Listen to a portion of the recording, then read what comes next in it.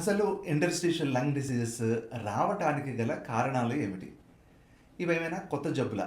అంటే ఇవి చాలా రోజుల నుంచి ఉన్న జబ్బులే. కాకపోతే మన దేశంలో లంగ్స్‌లో ఏ జబ్బొచ్చినా కూడాను అది అలర్జీ, ఆస్తమాకు సంబంధించిందో లేదా ఇన్ఫెక్షన్ న్యూమోనియా కానీ, టీబీకి సంబంధించిందో అని అనుకుంటాం. కాకపోతే అరుదుగా వచ్చే ఇంటర్స్టిషియల్ లంగ్ డిసీజెస్ గురించి అంతగా ఆలోచించం.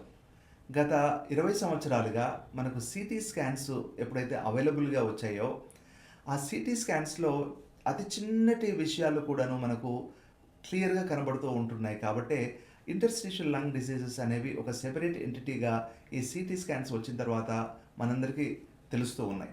ఇలాంటి ఇంటర్స్టిషియల్ లంగ్ డిసీజెస్ అదివరలో ఉన్నా కూడా అవి క్షయవ్యాధినో లేదా న్యూమోనియా లేదా ఆస్తమా ఇలాంటి వ్యాధుల కింద అనుమానపడి వాటికి ట్రీట్మెంట్ ఇవ్వడం జరిగింది.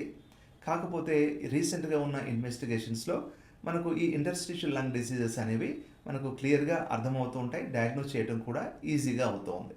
అయితే ఇంటర్స్టిషియల్ లంగ్ డిసీజెస్ రావడానికి గల కారణాలు ఏమిటి? ఈ కారణాలలో ముఖ్యంగా మనం చూసినట్లయితే ఎన్విరాన్మెంట్‌కి సంబంధించింది.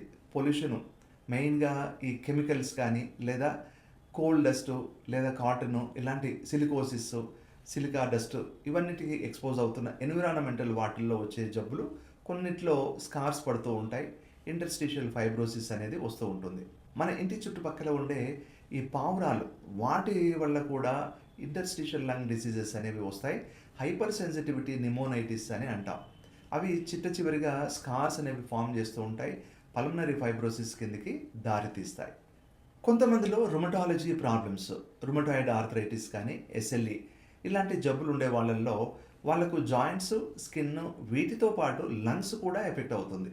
ఆ జబ్బుల్లో కిడ్నీ కానీ, హార్ట్ కానీ, బ్రెయిన్ కానీ ఇలాంటివి వివిధ అవయవాలు కూడా ఎఫెక్ట్ అవుతాయి. అదేవిధంగా లంగ్స్ కూడా కొంతమందిలో ఎఫెక్ట్ అవుతూ ఉంటుంది. ఆ లంగ్స్‌లో స్కార్స్, ఈ ఫైబ్రోసిస్ లేదా ఇంటర్స్టిషియల్ లంగ్ డిసీజెస్ అనేవి వస్తూ ఉంటాయి.